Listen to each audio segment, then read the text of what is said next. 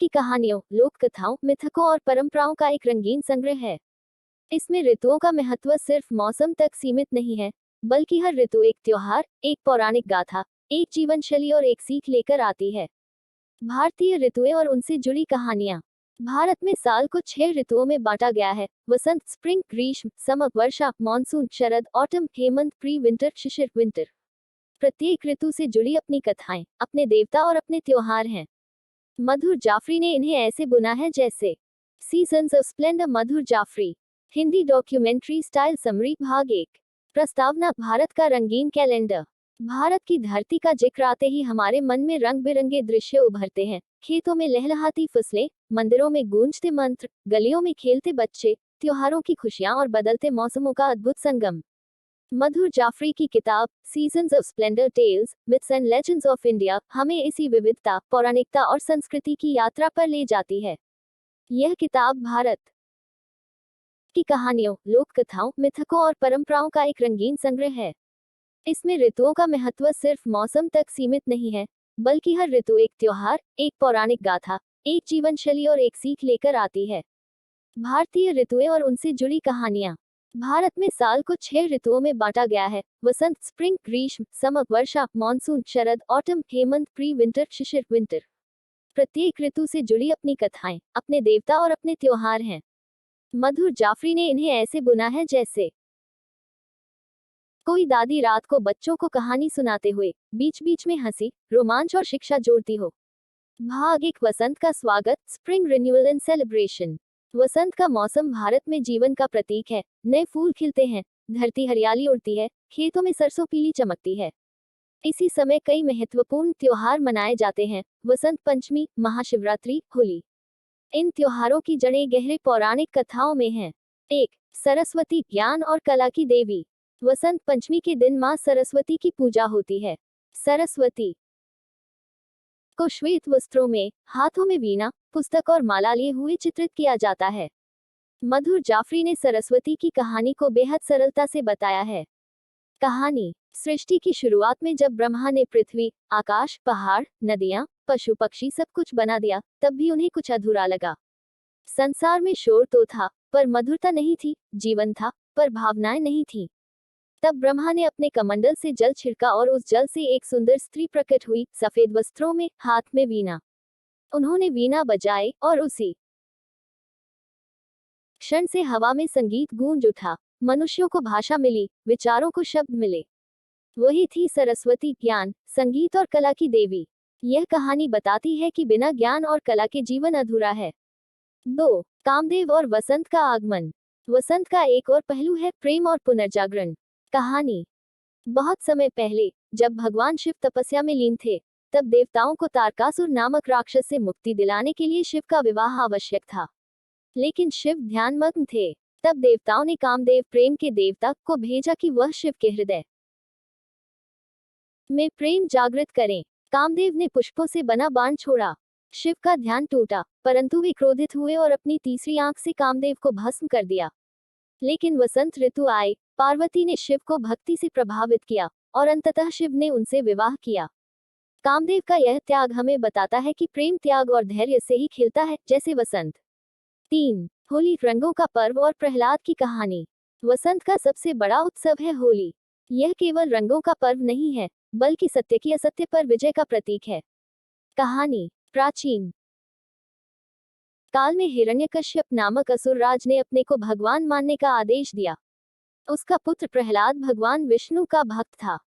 क्रोधित होकर उसने अपनी बहन होलिका को आदेश दिया कि वह प्रहलाद को आग में जला दे, क्योंकि होलिका को अग्नि से वरदान प्राप्त था।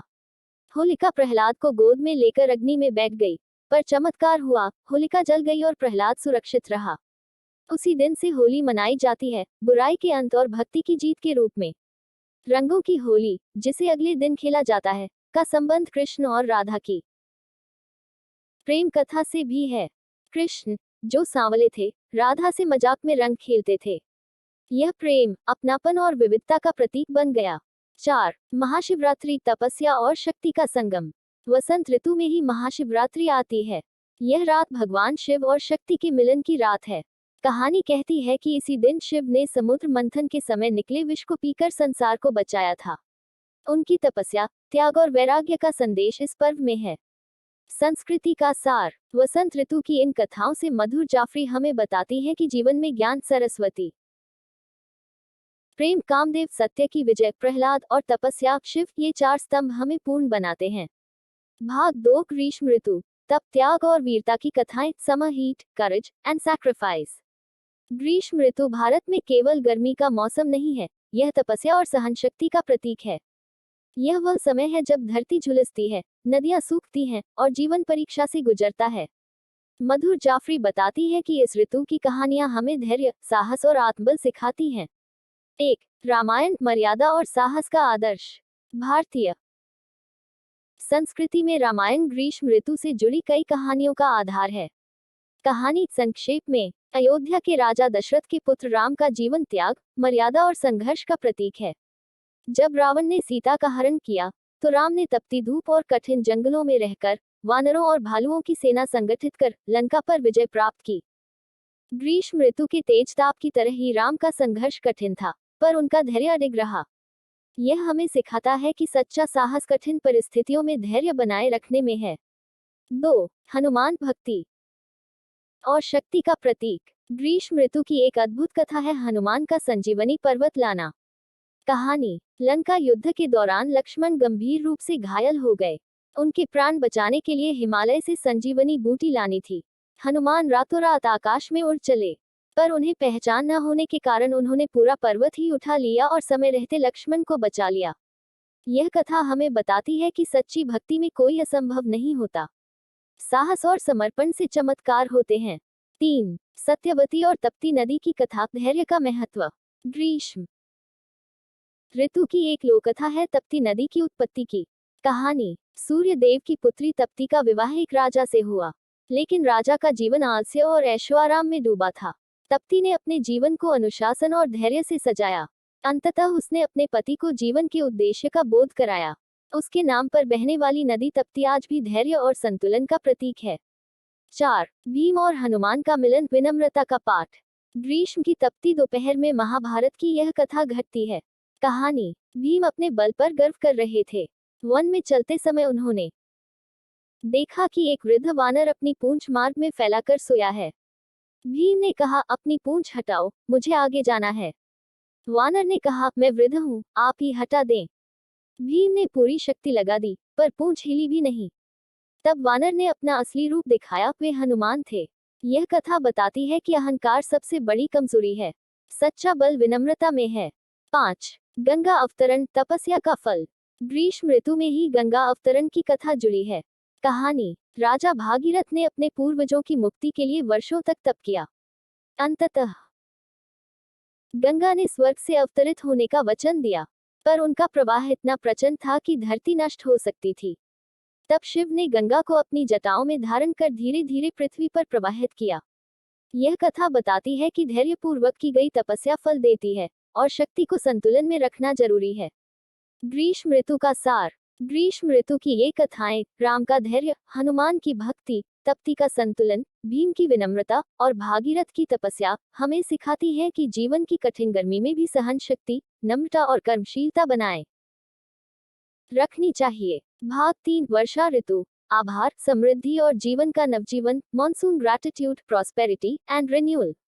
भारतीय जीवन में वर्षा ऋतु, मॉनसून का आगमन केवल पानी का बरसना नहीं है, बल्कि यह धरती की प्यास बुझाने, जीवन को पुनर्जीवित करने और फसलों को संवारने का समय है। मधुर जाफरी बताती है कि भारतीय संस्कृति में वर्षा को अमृत माना गया है। यह केवल प्रकृति का उपहार नहीं बल्कि ईश्वर की कृपा है। इस ऋतु से जुड़ी अनेक लोक कथाएं, देवी देवताओं की स्तुतियां और उत्सव हैं। 1. इंद्र, वर्षा के देवता और उनकी लीला। वर्षा ऋतु की शुरुआत इंद्र देव की कथाओं से होती है। कहानी, प्राचीन काल में इंद्र देव देवताओं के राजा थे। वे वर्षा के नियंत्रक माने जाते थे। जब कभी वे प्रसन्न होते, वर्षा खूब होती, और जब क्रोधित होते, सूखा पड़ता। एक कथा के अनुसार, ब्रजभूमि में जब लोगों ने केवल भगवान इंद्र को खुश करने के लिए पूजा करना शुरू कर दिया और प्रकृति व पशुओं का सम्मान भूल गए, तब कृष्ण ने लोगों को शिक्षा देने के लिए इंद्र पूजा रोककर गोवर्धन पर्वत की पूजा करने को कहा। इंद्र क्रोधित होकर मूसलधार वर्षा लाए। कृष्ण ने अपनी छोटी उंगली पर गोवर्धन पर्वत उठाकर पूरे गांव को बचा लिया। यह कथा सिखाती है कि प्रकृति का सम्मान ही सच्ची पूजा है, न कि केवल देवताओं को प्रसन्न करना। 2. वर्षा और प्रेम। मेघदूत की गाथा। भारतीय काव्य में वर्षा ऋतु को प्रेम का दूत माना गया है। कालिदास का मेघदूत इसका सुंदर उदाहरण है। कहानी। एक यक्ष, जिसे अपने स्वामी ने दंडस्वरूप दूरस्थ प्रदेश में भेज दिया था, अपनी प्रियतमा को संदेश भेजने के लिए मेघ बादल को दूत बनाता है।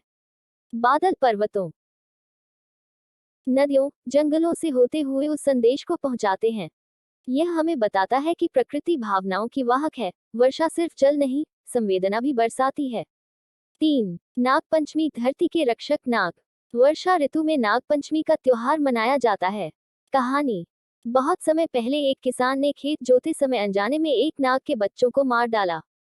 क्रोधित होकर नाग ने बदला लेने का निश्चय किया, लेकिन जब उसने देखा कि किसान की पत्नी ने उसके घायल बच्चों को दूध पिलाया और उनका संस्कार किया, तो नाग ने किसान को क्षमा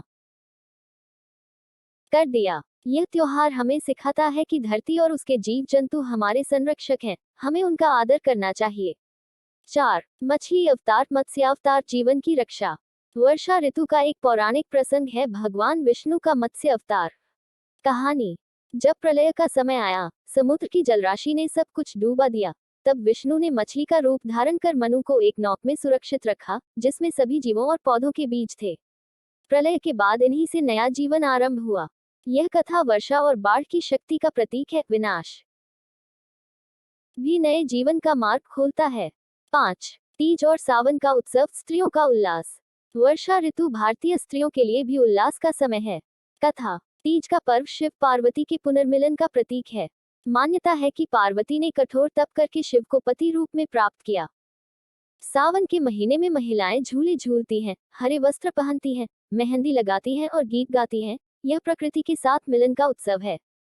वर्षा ऋतु का सार। वर्षा ऋतु की कथाएं हमें बताती हैं कि प्रकृति का सम्मान, कृष्ण और गोवर्धन, भावनाओं का आदान प्रदान, मेघदूत, सभी जीवों का महत्व, नाग पंचमी, संरक्षण और पुनर्जन्म, मत्स्यावतार, और प्रेम का धैर्य, तीज, सावन, ये सभी जीवन को पूर्ण बनाते हैं। भाग 4। शरद ऋतु। प्रकाश, विजय और आध्यात्मिक उत्थान। Autumn light, triumph and spiritual elevation.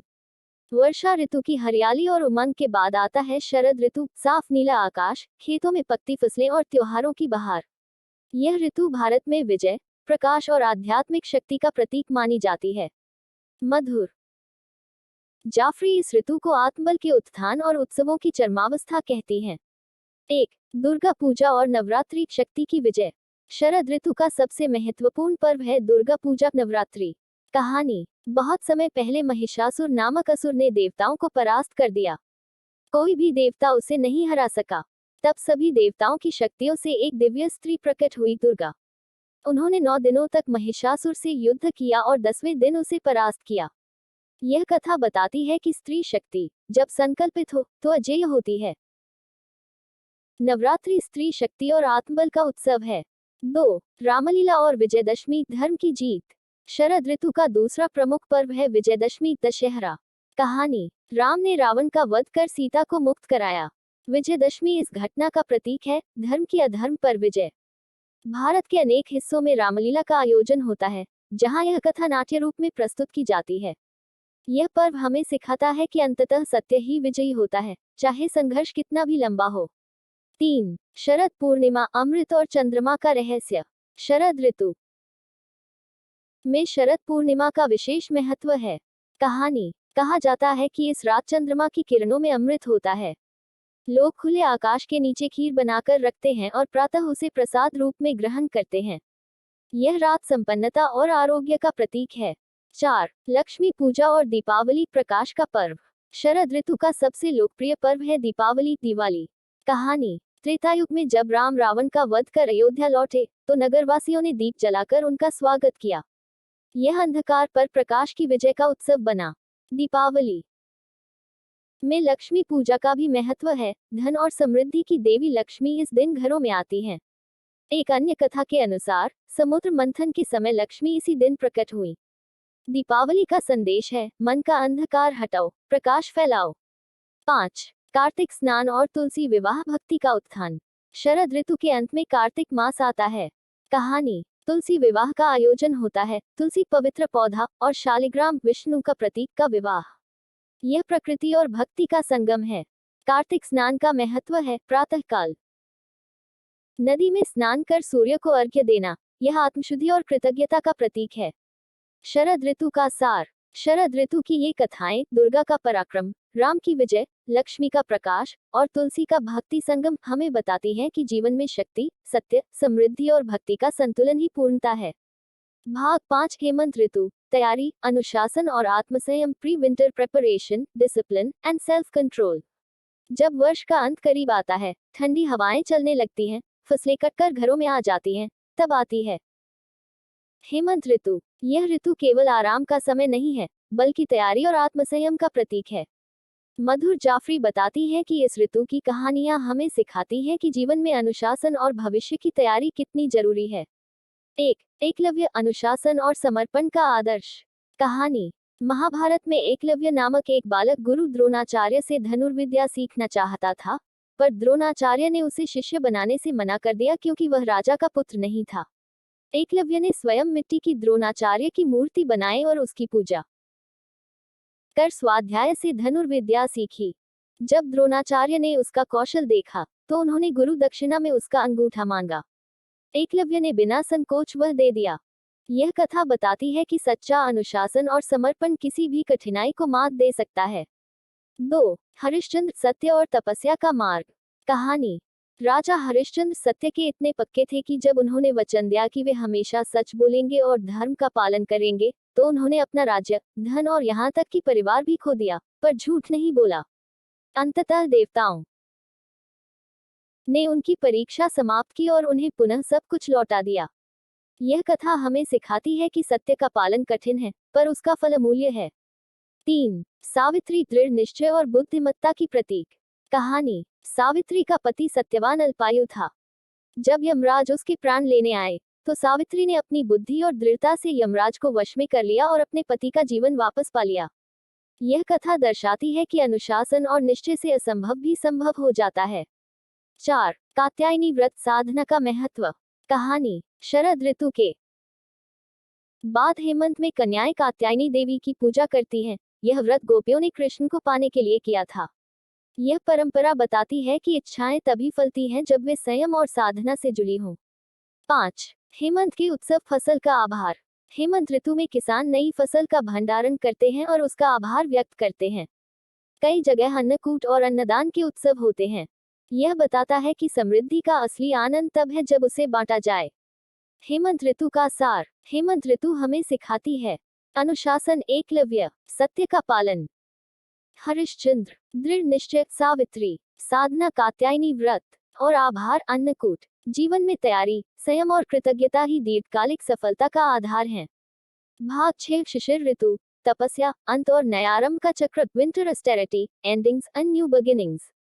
जब वर्ष का अंतिम चरण आता है, ठंडी हवाएं चारों ओर बहती हैं, पेड़ पौधे विश्राम करते हैं, तब आती है शिशिर ऋतु। यह ऋतु विराम और नवजीवन की तैयारी का समय है। मधुर जाफरी कहती हैं, प्रकृति जब विश्राम लेती है, तब वह अगले सृजन